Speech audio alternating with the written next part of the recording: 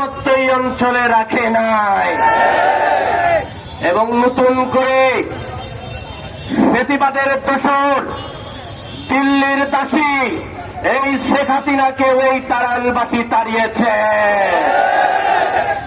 সুতরাং নতুন করে কেউ যদি দিল্লির সাথে সমঝোতা করে দিল্লির দাসীদের মতো করে নতুন করে বাংলাদেশে দিল্লির কালচার আমদানি করার চেষ্টা করে এই তাড়ালবাসী তাদেরকে তাড়ানোর জন্যই যথেষ্ট। প্রিয় ভাইরা, আমরা পত্রিকায় রিপোর্ট দেখি মন্ত্রীরা প্রায় বলে সমঝোতার ভিত্তিতে নিলে নাকি ঘুষ নেওয়া, তাই না? সমঝোতার ভিত্তিতে চাঁদাবাজি করেন। এখন তো দেখতেছি সমঝোতার ভিত্তিতে আপনি আওয়ামী লীগ দালাল চুপচুপে এক্সিট দেওয়ার চেষ্টা করতেছে।